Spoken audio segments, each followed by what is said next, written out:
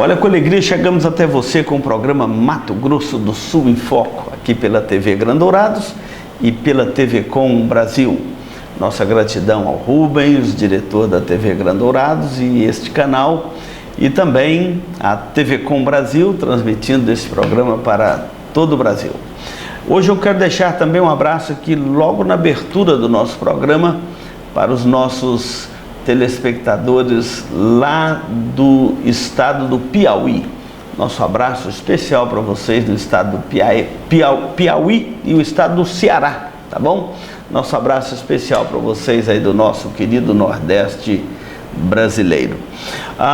Quero também deixar aqui um convite para você vir conhecer o estado do Mato Grosso do Sul, esse estado lindo, encantador, e hoje eu quero falar dos nossos campos, das nossas lavouras, nossos lindos campos de gado, as áreas produtivas, nossas aldeias, nossa agricultura familiar, um estado muito rico de produção nas mais diversas áreas. Então, nosso abraço muito especial e o convite para você vir aqui conhecer o estado do Mato Grosso do Sul, terras planas e região linda de uma natureza exuberante, tá bom? Marca na sua agenda aí o próximo passeio, venha conhecer o estado do Mato Grosso do Sul e vindo aqui, venha conhecer Dourados, esta cidade linda do interior do nosso estado do Mato Grosso do Sul, tá bom?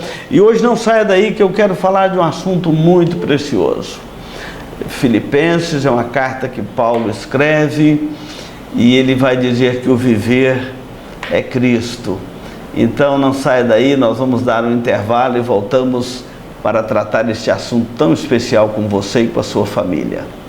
A Eletrocar trabalha com mecânica em geral, autoelétrica, injeção eletrônica, carburação e ignição, e a Eletrocar possui uma loja de autopeças para todas as marcas e modelos. E se você vai viajar, fale com o amigo Clorival e deixe o seu veículo nas mãos de quem entende do assunto. Eletrocar, Rua dos Missionários, número 784, em Dourados. Hoje o programa Mato Grosso do Sul em Foco vai levar até você uma mensagem da carta de Paulo aos Filipenses, capítulo 1. O versículo 20 diz assim: segundo a minha ardente expectativa e esperança de que em nada serei envergonhado, antes, com toda ousadia, como sempre também agora, será Cristo engrandecido no meu corpo, quer pela vida, quer pela morte. Porquanto para mim o viver é Cristo e o morrer é lucro. Entretanto, se o viver na carne traz fruto para o meu trabalho, já não sei o que escolher. Tendo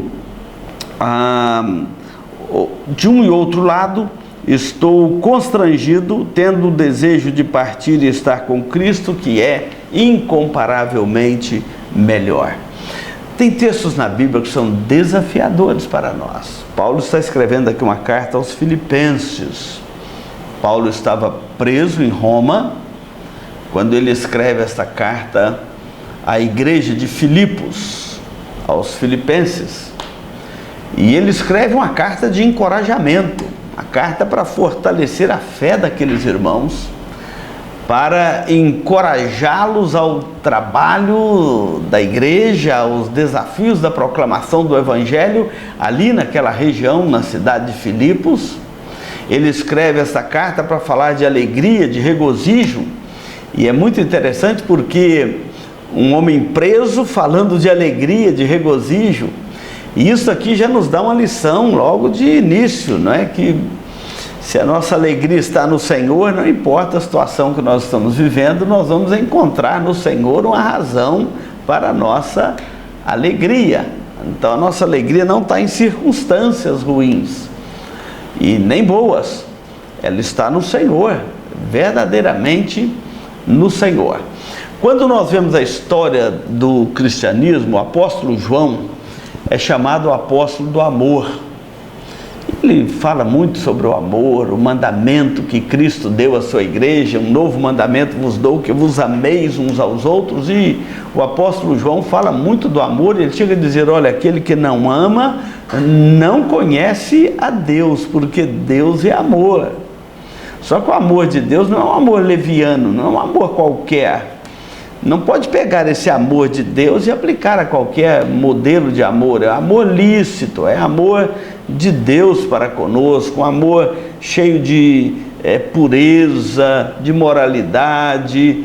Não pode aplicar isso aqui a todo tipo de amor ou sentimento amoroso que nós ouvimos falar nos nossos dias. Então João é o apóstolo do amor, e ele chega a dizer: aquele que não ama verdadeiramente não conhece a Deus, porque Deus é amor. Então João é o apóstolo do amor. E o apóstolo Paulo é chamado do apóstolo da esperança. Aliás, ele tem um tripé nas suas mensagens: a fé, a esperança e o amor, os três. E ele é o apóstolo da esperança. Lembrando que ele pregou o evangelho para o mundo pagão, onde as pessoas não tinham esperança. Então ele chega com o evangelho, porque o evangelho é a graça de Deus que alcança o coração humano e traz esperança. Então, se você estiver sem esperança aí no seu coração, você precisa de olhar para Cristo e crer nele como seu Salvador, porque a esperança é um elemento daqueles que têm Cristo como Senhor e Salvador da sua vida. E o apóstolo Paulo fala aqui, olha: segundo a minha ardente expectativa, quer dizer, ele tem uma expectativa e esperança. Ele fala assim: ardente expectativa e esperança de que em nada serei envergonhado. Olha só, ele une a expectativa de dias melhores, a expectativa de ver o evangelho progredindo naquela região de Filipos, a expectativa de ver o nome de Cristo engrandecido em toda aquela cidade, em toda aquela região, e encorajando a igreja e os irmãos para fazerem isto, para tornar o nome de Cristo engrandecido ali. E esse é um grande dever nosso, não tornar o nosso nome engrandecido, ou o nome de uma denominação, de uma igreja, mas o nome de Cristo. O nosso Senhor Jesus Cristo é engrandecido. E eu espero que, ao trazer esta mensagem até você, que o nome de Cristo seja engrandecido na sua vida, no seu lar. E se você quer ter uma esperança, você precisa de aprender a andar com Cristo. E ele fala que essa é a minha ardente expectativa, é a minha esperança de que em nada serei envergonhado, antes com toda ousadia. A palavra ousadia, ela aparece mais ou menos umas 14 vezes em todo o Novo Testamento, e a maioria delas aparece no livro, nas cartas de Paulo. E a palavra ousadia quer dizer parresia, destemor. Quando os apóstolos foram presos, lá em Atos capítulo 4, fala assim: ao verem a ousadia daqueles apóstolos, eles falavam ousadamente, eles falavam sem nenhum temor de homens na alma, eles temiam somente a Deus. Então essa palavra ousadia, lá no grego parresia, que é falar ousadamente, falar sem temor, sem medo de ser preso, sem medo de autoridade, sem medo do que pode acontecer com a sua vida. Então Paulo está falando aqui da sua ousadia, com toda ousadia, como sempre também agora, será Cristo engrandecido no meu corpo, quer pela vida, quer pela morte. Quer dizer, se me deixarem viver, eu vou tornar Cristo engrandecido. Se me matarem, eles vão me matar por causa do nome de Cristo, e ele será engrandecido tanto na minha vida quanto na minha morte. É assim que nós olhamos para este contexto do Evangelho. Paulo fala assim: eu falo ousadamente, eu falo aqui com ousadia, como sempre, também agora. Não é porque eu estou preso que a palavra de Deus está presa. Eu estou preso, numa segunda prisão, ele disse isso a Timóteo, mas a palavra de Deus não está algemada. Eu estou algemado, eu estou preso, mas a palavra de Deus não está algemada. Aliás, quando ele estava preso aqui em Roma, ele vai falar assim, olha, de maneira que as minhas cadeias em Cristo se tornaram conhecidas de toda a guarda pretoriana e também dos demais, e a maioria dos irmãos, estimulados no Senhor por minhas algemas, ousam falar com mais desassombro a palavra de Deus, com ousadia, a palavra de Deus. Mas ele faz uma citação aqui: as minhas cadeias em Cristo se tornaram conhecidas de toda a guarda pretoriana. A guarda pretoriana era uma guarda especial do Império Romano, e era uma guarda que estava sob o comando direto do imperador. Ela estava a serviço do imperador. Onde chegava aquela guarda pretoriana, era um braço que estava no comando direto do imperador. Então, ela atendia a demanda do gabinete do imperador. E foi essa guarda que tomou conta de Paulo durante a sua prisão. E de 4 em 4 horas trocavam os soldados da guarda pretoriana ali, que estava guardando aquele preso chamado Paulo, o apóstolo Paulo. E ele foi pregando o evangelho para esses presos, para esses soldados. E no final do capítulo, no final da carta, ele vai falar assim: todos os santos vos saúdam, especialmente os da casa de César. Era a guarda pretoriana, os da casa de César. Santos na casa de César. Ou seja, Paulo foi pregando o evangelho para os soldados que faziam a guarda dele. E esses homens foram ouvindo o evangelho, e alguns se converteram a Cristo. E Paulo diz: convertendo ou não, eu preguei o evangelho para eles, e agora Cristo se tornou conhecido dentro da casa de César. Olha como que essa ousadia de Paulo era grande. Então, quando ele fala que com toda ousadia também agora, ele não se amedrontou nem preso. Ele continuou pregando o evangelho, ele continuou tornando o nome de Cristo engrandecido na guarda pretoriana, ali dentro da casa de César, do imperador. Foi assim que o evangelho penetrou as mais diversas castas do Império Romano, porque homens como Paulo, e encorajando aqui os irmãos de Filipe também falarem com maior desassombro ou com maior ousadia a palavra de Deus, como ele estava fazendo, pregando para os próprios soldados que faziam a guarda dele, preso por questões religiosas. Então, nós precisamos de ter essa ousadia no Senhor, de tornar o nome de Cristo engrandecido, quer pela vida, quer pela morte. Não saia daí, nós vamos dar um intervalo e voltamos já para continuar esse assunto. Farmavida, formulando medicamentos com qualidade. A Farmavida manipula também fitoterápicos, cosméticos com formulações rejuvenescedoras, shampoos, hidratantes, filtros solares. Farmavida, Rua Hilda Bergo Duarte, número 296, no centro de Dourados. Farmavida, a saúde em primeiro lugar. Você está ligado aqui na TV Grande Dourados e na TV Com Brasil, no programa Mato Grosso do Sul em Foco. Uma alegria chegar até você, direto aqui do estado do Mato Grosso do Sul para todo o Brasil, e especialmente também aqui na nossa região de Dourados, no Mato Grosso do Sul. Venha fazer uma visita para nós aqui em Dourados, conhecer também a Igreja Presbiteriana Central de Dourados. Será uma grande alegria receber você e a sua família aqui nesta boa terra que o Senhor nosso Deus criou para a glória do seu nome e para o bem-estar de todos nós, tá bem? Olha, nós estamos hoje falando sobre o viver é Cristo. A nossa vida precisa estar centrada em Cristo.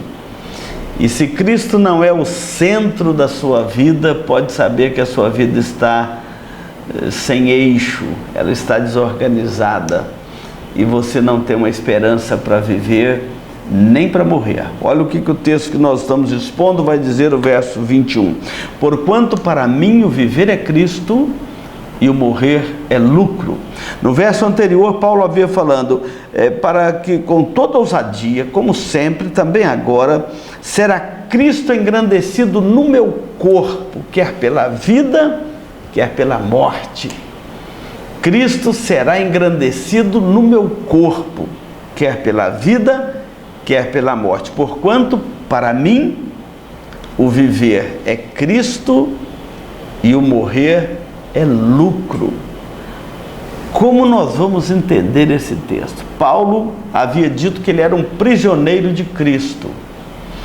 Aí você fala assim, não, mas espera aí, pastor, ele estava sendo vigiado pela guarda pretoriana, preso em Roma, vigiado pela guarda pretoriana, que são os da casa de César, como ele mesmo registra. Ele era um prisioneiro de Roma, e Paulo fala, não, eu sou um prisioneiro de Cristo, eu não sou um prisioneiro do Império Romano. Eu sei como me livrar do Império Romano, eu sei como me livrar de César, eu sei como me livrar da acusação que pesa sobre mim pelo meu próprio povo judeu, dizendo que eu estou deturpando a lei de Moisés. Eu sei me livrar do Império Romano. É só negar a Cristo e voltar atrás de tudo que eu tenho pregado, negar o nome de Cristo, dizer que Jesus não é o Messias, ele não é o Salvador, e Roma me solta imediatamente, os judeus retiram a acusação. Mas eu não sou um prisioneiro de Roma, nem dos judeus, eu sou um prisioneiro de Cristo. Eu não vou negar a Cristo, e se eu não vou negar a Cristo, eu sou um prisioneiro dele, e não de Roma, porque de Roma eu sei como me livrar, mas eu não estou disposto a negar o nome de Cristo. Eu quero que Cristo seja engrandecido, quer na minha vida, quer na minha morte. Se me deixarem viver, continuarei pregando Cristo por onde eu passar. Se me matarem, Cristo será engrandecido na minha morte, porque me mataram por causa do nome do Senhor Jesus Cristo que eu professo. E todo mundo que perguntar por que Roma, o Império Romano matou Paulo, terão que dizer, por causa do nome de Cristo. Quem é esse Cristo? Então ele está dizendo, para mim o viver é Cristo e o morrer é lucro. Ah, que coisa boa é quando nós temos essa liberdade na nossa alma. Essa é a verdadeira liberdade dos filhos de Deus. Não teme a prisão, não teme nenhum tipo de retaliação humana, nem de um império do tamanho de Roma. Paulo temeu. Não podemos temer tribunais humanos, respeitá-los, cumprir fielmente o nosso dever de cidadão, é um dever nosso, mas não negar a Cristo por imposição de um tribunal humano, nunca. O cristão não está disposto a matar por causa do nome de Cristo, como algumas religiões as pessoas matam em nome do seu Deus. O cristão não está disposto a matar em nome de Cristo, mas ele está disposto a morrer pelo nome de Cristo. Isto é algo que está intrínseco na nossa alma. É por isso que ele está dizendo, para mim o viver é Cristo e o morrer é lucro. Quer dizer, a morte está encurralada comigo. Se me deixar viver, eu vou pregar a Cristo e tornar o nome dele engrandecido. Se me matarem, vão me matar por causa do nome de Cristo, e Cristo será também engrandecido. E ele continua aqui, entretanto, se o viver na carne traz fruto para o meu trabalho, eu já não sei o que escolher.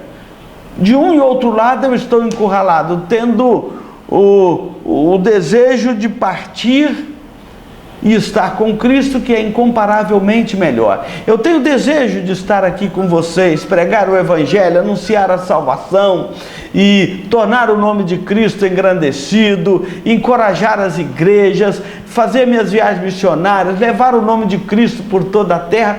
Eu estou aqui disposto a fazer isto. Então estou constrangido, porque eu tenho vontade de estar entre os irmãos, apoiar a igreja, apoiar a pregação do Evangelho. Então para mim o viver é Cristo, mas o morrer é lucro. Eu tenho desejo de partir e estar com Cristo, porque é incomparavelmente melhor. Então Paulo está dizendo aqui, para mim tanto faz ficar vivo ou morto, eu pertenço a Cristo. E eu vivo por Cristo, e eu amo a Cristo. E se me deixarem viver, eu vou proclamar o nome de Cristo. Se me matarem, Cristo será engrandecido na minha morte, e o nome dele vai continuar divulgando a pregação do nome dele através da minha morte. Eu estarei honrando a Cristo com a minha morte. Aliás, é uma coisa que todos nós deveríamos pensar: com que tipo de morte nós vamos glorificar o nome de Cristo? Quando Pedro encontra com Cristo, depois daquele episódio que Pedro negou a Cristo lá antes da crucificação, Jesus encontra com Pedro e fala assim: Simão, filho de João, tu me amas mais do que esses outros? E Pedro responde: sim, Senhor, tu sabes que eu te amo. E Jesus então vira para Pedro e fala assim: apacenta as minhas ovelhas. De novo Jesus volta para Pedro e fala: Simão, filho de João, tu me amas? E ele então olha para Jesus e diz: sim, Senhor, tu sabes que eu te amo. Jesus então diz para ele: apacenta as minhas ovelhas. Pela terceira vez, lembra que Pedro negou Jesus 3 vezes? Pela terceira vez Jesus pergunta a Pedro: Simão, filho de João, tu me amas? E a Bíblia diz lá em João 21 que Pedro ficou triste por Jesus perguntar pela terceira vez para ele: tu me amas? E ele então responde assim: Senhor, tu sabes todas as coisas, tu sabes que eu te amo.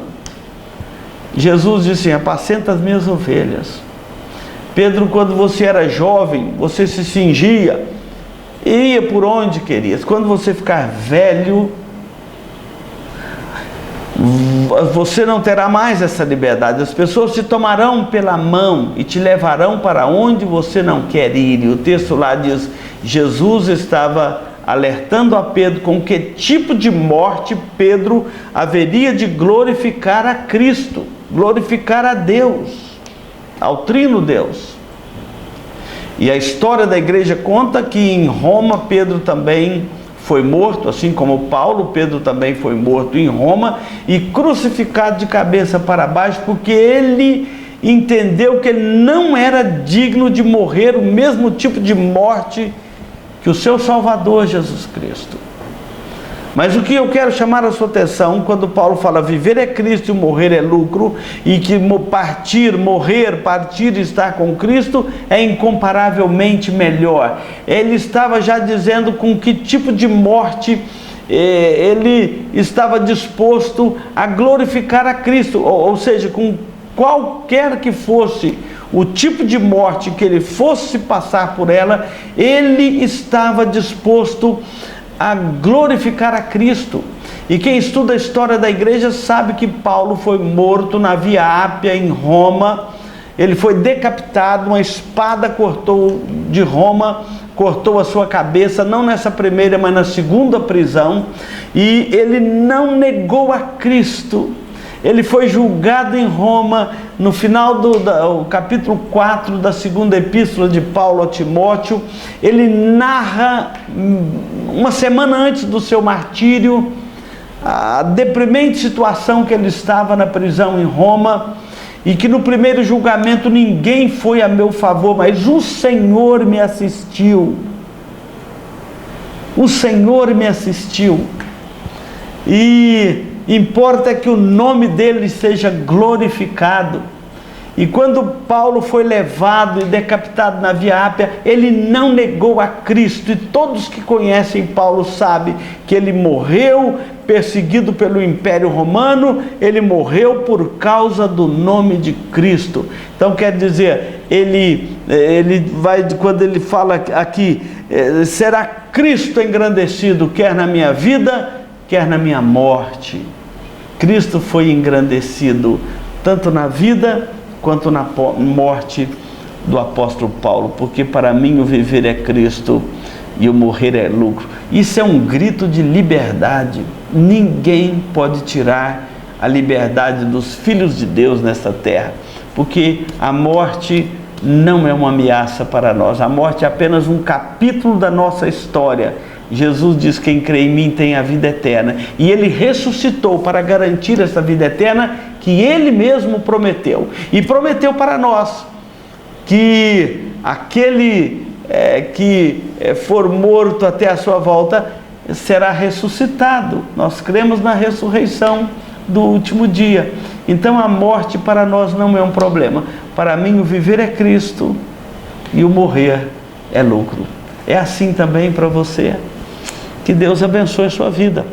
Nós vamos dar um intervalo e vamos voltar para concluir este programa de hoje. Se você busca tranquilidade e a certeza que sua vida e seus bens estão assegurados com as melhores seguradoras do país, Duraceg é administradora e corretora de seguros, que é especializada em seguros de automóveis, residências, empresas, agrícolas, de vida e muito mais.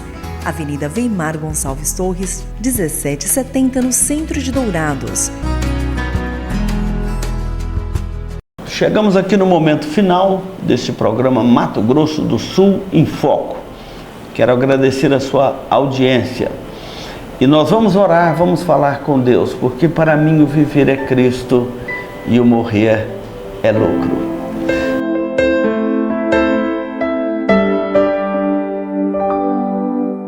Querido Deus, nós agradecemos ao Senhor, porque o Senhor nos enviou o Teu Filho, Jesus Cristo, para morrer na cruz no nosso lugar, levar sobre si os nossos pecados, a nossa culpa, para que todo o que nele crer não pereça, mas tenha a vida eterna. Obrigado, porque o projeto é de vida eterna. Ainda que tenhamos que passar pela morte física, nós vamos ressuscitar para a vida eterna. Esta é a garantia que o Senhor nos dá. Eu peço que esta palavra do Senhor, que o viver é Cristo, morrer é lucro, chegue ao coração de todos os nossos telespectadores neste momento, para que entreguem a Cristo a sua vida, crendo nele como seu Senhor e Salvador, e recebendo dele esta nova vida, que só o Senhor pode nos dar, pela operação eficaz do Teu Santo Espírito, para reunir os Teus eleitos, os Teus filhos, por toda parte da terra. Que também esse Evangelho chegue ao coração de muitos neste momento, trazendo vida, liberdade em Cristo e esperança. Assim nós oramos no nome de Jesus. Amém. Muito obrigado pela sua companhia. Continue na audiência deste canal.